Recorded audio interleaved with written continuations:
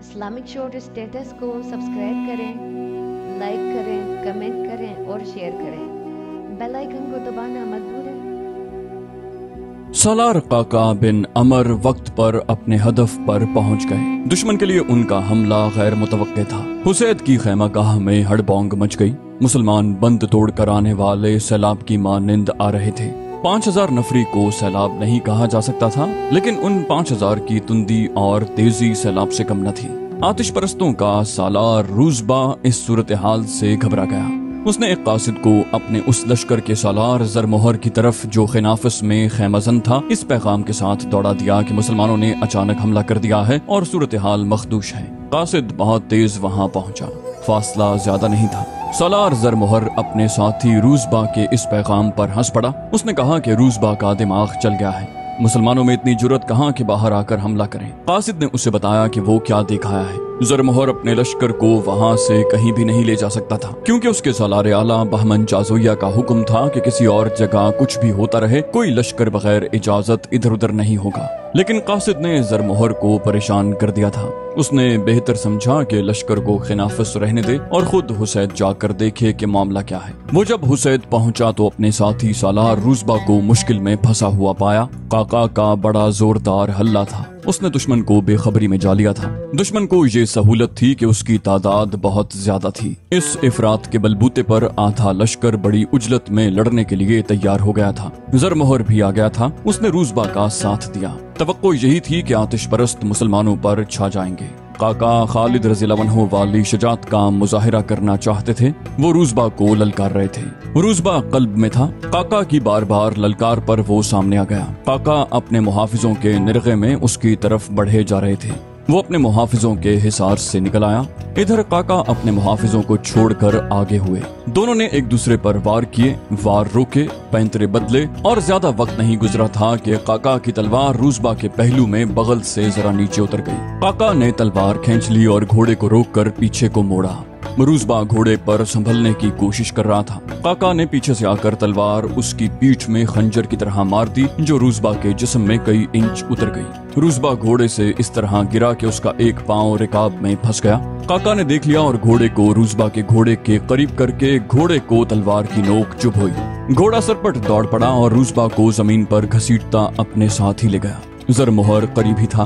کسی بھی مورخ نے اس مسلمان کماندار کا نام نہیں لکھا جس نے زرمہر کو دیکھ لیا اور اسے للکارا۔ زرمہر مقابلے کے لیے سامنے آیا اور اس کا بھی وہی انجام ہوا جو اس کے ساتھی روزبا کا ہو چکا تھا۔ فرق صرف یہ تھا کہ اسے اس کے گھوڑے نے گھسیٹا نہیں۔ وہ خون سے لت پت اپنے گھوڑے سے گرا اور مر گیا۔ مدائن کے اس لشکر میں ایک تو وہ کماندار اور سپاہی تھے جو پہلے بھی مسلمانوں کے ہاتھوں پٹ چکے تھے اور انہیں بے جگری سے لڑتے دیکھ چکے تھے۔ انہیں اپنی شکست کا یقین تھا۔ ان کے حوصلے اور جذبے میں ذرا سی بھی جان نہیں تھی۔ وہ کٹ رہے تھے یا لڑائی سے نکلنے کی کوشش کر رہے تھے۔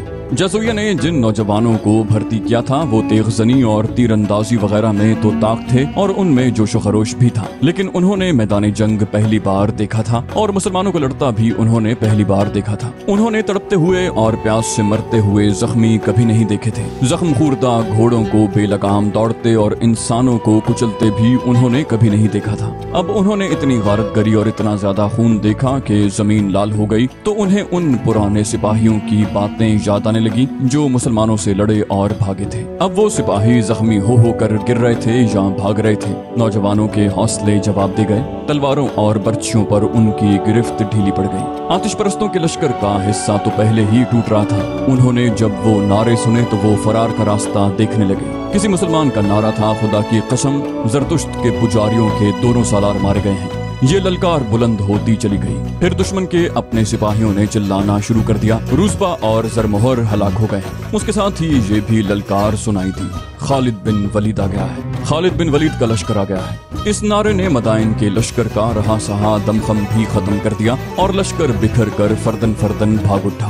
بھاگنے والوں کا رخ خنافس کی طرف تھا جہاں مدائن کے لشکر کا دوسرا حصہ خیمہ زن تھا۔ खिनाफस के लश्कर पर हमला करने के लिए खालिद रज़ी अल्लाह अन्हु ने सालार अबू लैला को इस हिदायत के साथ भेजा कि खिनाफस और हुसैद पर बैक वक्त हमले होंगे, लेकिन ऐसा न हो सका।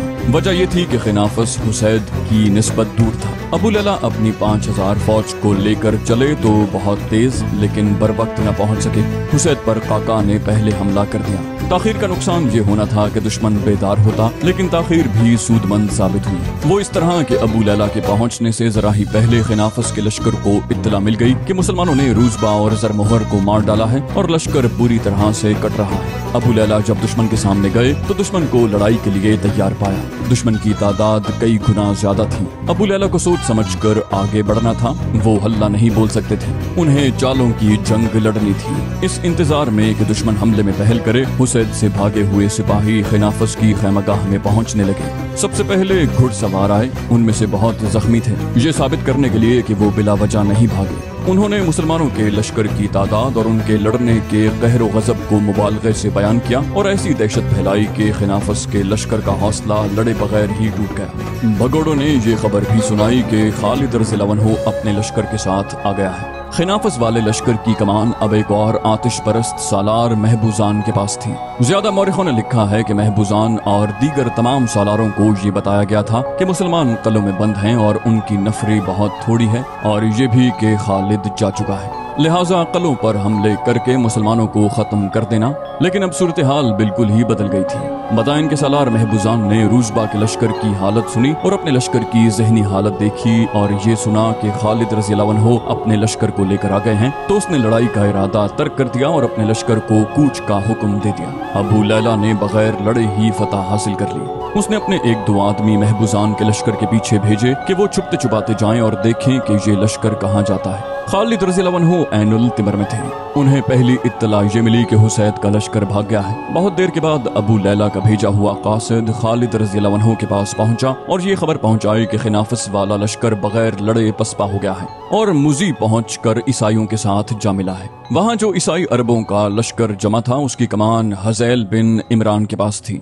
इस तरह मुजी में दुश्मन का बहुत बड़ा लश्कर जमा हो गया। खालिद रज़ी अल्लाह अन्हु सोच में पड़ गए। वो आतिश परस्तों के मरकजी मकाम मदाइन पर हमला कर सकते थे। मदाइन फारिस की जंगी ताकत का दिल था। खालिद रज़ी अल्लाह अन्हु ने सोचा कि वो इस दिल में खंजर उतार सकते हैं या नहीं।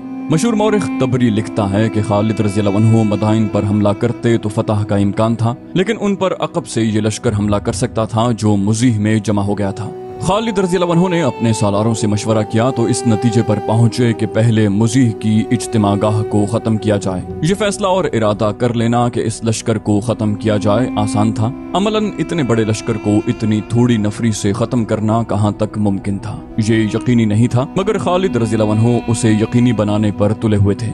वो नामुमकिन को मुमकिन कर दिखाने वाले जर्नैल थे। उन्होंने ऐसी स्कीम बनाई जिसे आज के जंगी मुबस्सिर बेमिसाल कहते हैं। खालिद रज़ी अल्लाह अन्हु ने अपने सालारों, नायब सालारों और कमांडारों को बुलाकर कहा, मेरे रफीको, खुदा की कसम, तुमने जितनी कामयाबियां हासिल की हैं ये इंसानी सतह से बालातर थी। तुमने 5 गुना कवी दुश्मन को और उससे भी ज्यादा नफरी को जिस तरह काटा और भगाया है, ये तुम्हारी माफाकुल फितरत ताकत थी। ये ईमान की कुव्वत है। तुम्हें इसका अजर अल्लाह देगा। अब मैं तुम्हें एक बड़े ही कठिन इम्तिहान में डाल रहा हूँ। सालार काका बिन अमर ने खालिद रज़ी अल्लाह अन्हु को टोक दिया, इब्ने वलीद, क्या इतनी बातों को जरूरी समझता है? रब्बे काबा की कसम, हम उस अल्लाह के हुक्म से लड़ रहे हैं जिसने तुझे हमारा अमीर बनाया है। हुक्म दे कि हम आग में कूद जाएं, फिर हमारे जिस्मों को जलता हुआ देख। खालिद रज़ी अल्लाह अन्हु ने कहा, तुझ पर खुदा की रहमत हो इब्ने अमर। मैंने ये बातें इसलिए जरूरी समझी थी कि मैं तुम्हें आग में कूदने का हुक्म देने वाला हूँ। मैं डरता हूँ कि कोई मुजाहिद ये न कहे कि वलीद के बेटे ने बड़ा जालिम हुक्म दे दिया था। मेरे रफीको, हमें जान की बाजी लगानी है। तमाम मुजाहिदीन से कहो कि तुम्हारे सब्र और इस्तक़लाल का एक और इम्तिहान बाकी है और इसे अल्लाह का हुक्म समझना। खालिद रज़ी अल्लाह अन्हु ने अपनी जो स्कीम सबको बताई थी वो ये थी कि दुश्मन पर रात के वक्त 3 अतराफ से हमला करना है और हमले के मकाम तक इतनी खामोशी से पहुंचना है कि दुश्मन को खबर न होने पाए। खालिद रज़ी अल्लाह अन्हु ने अपनी तमाम तर फौज को 3 हिस्सों में तकसीम किया। हर हिस्से में तकरीबन 5000 सवार और प्यादे थे। ये तीनों हिस्से एक जगह नहीं बल्कि एक दूसरे से दूर मुख्तलिफ जगहों पर थे। हुसैद, खिनाफिस और ऐनुल तिमर, इन सबको अपने अपने मकाम से मुकर्रर रास्तों से मुजीह तक पहुंचना था। खालिद रज़ी अल्लाह अन्हु ने हमले की रात भी मुकर्रर कर दी और मकाम भी जो मुजीह में दुश्मन की इज्तिमागाह से कुछ दूर था। तीनों हिस्सों को रात के वक्त उस मकाम पर पहुंचना था।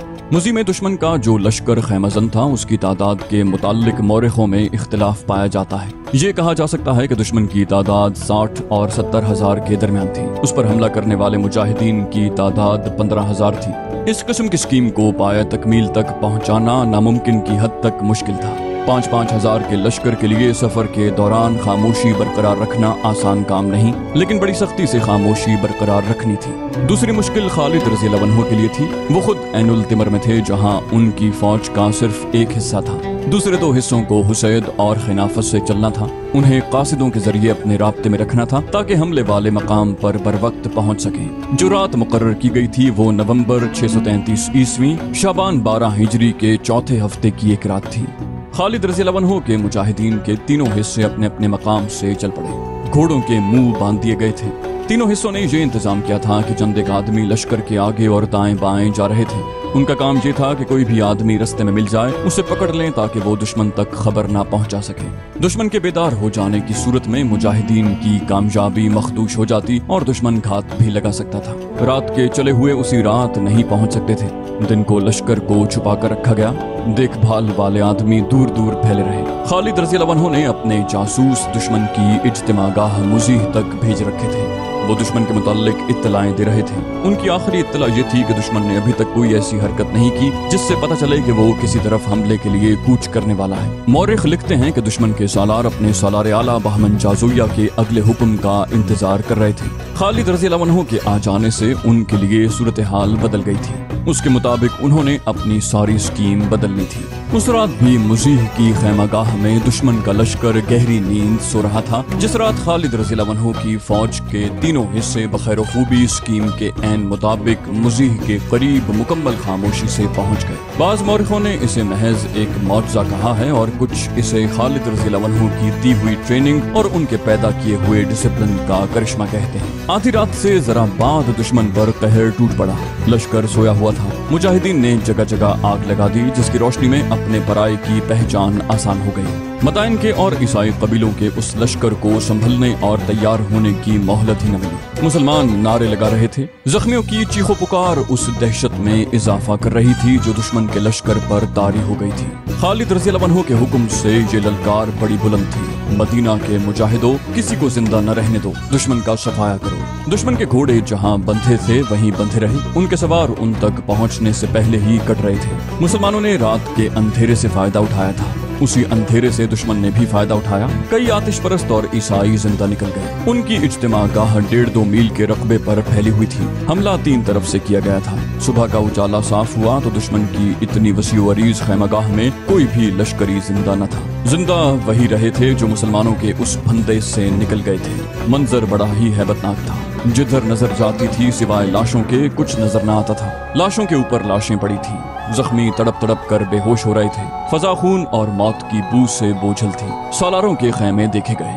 उनमें सामान वगैरह पड़ा था। शराब की सुराहियां रखी थी। हर चीज ऐसे पड़ी थी जैसे उन शाहाना खैमों के मकीन अभी अभी निकल गए हैं और अभी वापस आ जाएंगे। कोई सालार नजर न आया। वो जिंदा निकल गए थे। सलार महबूजान भी निकल गया था और ईसाइयों का सरदार और सालार हुजैल बिन इमरान भी जिंदा निकल गया था। जासूसों की इत्तलात के मुताबिक आतिश परस्तों और ईसाइयों के सरदार जुमैल चले गए थे, जहां ईसाई कबाइल का दूसरा हिस्सा खैमजन था। वो मुसलमानों पर हमला करने के लिए अभी तैयारी कर ही रहा था। वो जिस लश्कर का हिस्सा था उसके 3 हिस्से तबाह हो चुके थे। जुमैल वाले उस लश्कर का सरदार रबिया बिन बुजैर था। माल गनीमत में मुसलमानों को जो सबसे ज्यादा कीमती और कारामद चीज मिली वो हजारों घोड़े थे जो उन्हें जीनों समेत मिल गए थे। उससे आगे सन्ना और जुमैल 2 मकामात थे जहां बनी तगलब, निमर और अयाद के ईसाई मुसलमानों के खिलाफ खैमजन थे। निमर और अयाद के ईसाई मुसलमानों के खिलाफ खैमजन थे। वो भी मुसलमानों को हमेशा के लिए खत्म करने के इरादे से घरों से निकले थे। ईसाइयों के सरदार अका बिन अबी अका का बेटा बिलाल बिन अका भी कहीं आगे था। वो अपने बाप के कत्ल का इंतकाम लेने के लिए ईसाई लश्कर के साथ आया था। खालिद रज़ी अल्लाह अन्हु ने मुजीह की मौजज़ानुमा फतह के बाद अपने सालारों से कहा, खुदा की कसम, मैं दौमतुल जंदल से कसम खाकर चला था कि बनी तगलब पर इस तरह झपटूंगा कि फिर वो कभी इस्लाम के खिलाफ उठने के काबिल नहीं रहेंगे। बनी तगलब अभी आगे हैं, उन पर झपटने की तैयारी करो। मुजी की बस्ती पर भी मुसलमानों ने छापा मारा था। ये ईसाइयों की बस्ती थी। वहाँ 2 ऐसे आदमियों को मुसलमानों ने कत्ल कर दिया जो मुसलमान थे। उन्होंने किसी वक्त मदीने में आकर इस्लाम कबूल किया और वापस अपनी बस्ती में चले गए थे। उन्हें मुजाहिदीन ने अनजाने में ईसाई समझकर मार डाला। खालिद रज़ियल्लाहु अन्हु ने इतनी बड़ी फतह की खबर खलीफतुल मुस्लिमीन हजरत अबू बकर सिद्दीक रज़ियल्लाहु अन्हु को मदीना भेजी और पैगाम में ये इत्तला भी दी कि मुजाहिदीन के हाथों ईसाइयों की एक बस्ती में 2 मुसलमान भी गलती से मारे गए हैं। खलीफतुल मुस्लिमीन ने फतह की खबर के साथ उन 2 मुसलमानों के कत्ल की खबर भी सबको सुना दी। उमर रज़ियल्लाहु अन्हु ने कहा, खालिद को इसकी सजा मिलनी चाहिए, मुसलमानों का खून मुआफ नहीं किया जा सकता। खलीफतुल मुस्लिमीन ने कहा, जो लोग कुफार के साथ रहते हैं वो इस सूरत हाल में जो वहाँ पैदा हो गई थी मारे जा सकते हैं। उमर रज़ियल्लाहु अन्हु ने इसरार किया, इस कत्ल का जिम्मेदार खालिद है, उसे सजा मिलनी चाहिए। खिलाफत मदीना की तरफ से दोनों मकतूलीन के पसमानदगान को खून बहा अदा किया जाए। अबू बकर सिद्दीक ने फैसला सुनाया। फिर कहा, ये खून बहा उसी कासिद के साथ भेज दिया जाए जो फतह की खबर लाया है। उमर रज़ियल्लाहु अन्हु ने फिर सजा की बात की। खलीफतुल मुस्लिमीन ने गरज कर कहा, उमर, खालिद वापस नहीं आएगा। मैं उस शमशेर को न्याम में नहीं डाल सकता जिसे अल्लाह ने कुफ्फार के खिलाफ बेनियाम किया है। मुदी के मैदान जंग में हड्डियां और खोपड़ियां रह गई थीं जो दूर दूर तक बिखरी हुई थीं। गिद्ध, गीदड़, भेड़िए, सहराई लोमड़ियां, गिरगिट, सांप और हशरातुल अर्ज उन हड्डियों से गोश्त खा गए थे। ये आतिश परस्तों की उस जंगी कुव्वत की हड्डियां थीं जिसने अरब, इराक और शाम पर दहशत तारी कर रखी थी। उनमें उन ईसाइयों की हड्डियां भी शामिल थीं जो फारिस की जंगी कुव्वत में इजाफा करने आए थे। ये ईसाई अपने सरदारों के खून का बदला लेने आए थे। उसे उन्होंने मजहबी जंग भी समझा था।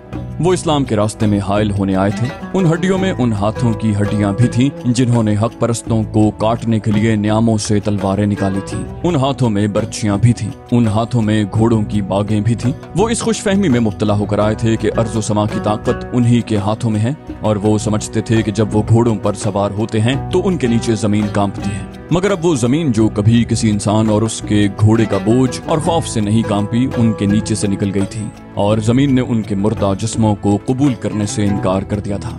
जमीन हक परस्तों के बोझ और रोब से भी नहीं कांपती थी। अल्लाह का फरमान कुरान की सूरत में मुकम्मल हो चुका था और अल्लाह को वहदहू ला शरीक मानने वाले अल्लाह के इस फरमान से आगाह थे कि गर्दन को कितना ही अकड़ा ले, सर को जितना ऊंचा कर ले, तू पहाड़ों से ऊंचा नहीं हो सकेगा और तू कितने ही रोब और दबदबे से क्यों न चले, जमी को तू नहीं फाड़ सकेगा। हक परस्तों को अल्लाह का ये वादा भी याद था कि तुम में 10 ईमान वाले हुए तो 100 कुफ्फार पर गालिब आएंगे। ये ईमान ही की कुव्वत थी कि 10 ईमान वाले 100 पर और 20 200 पर गालिब आ गए थे।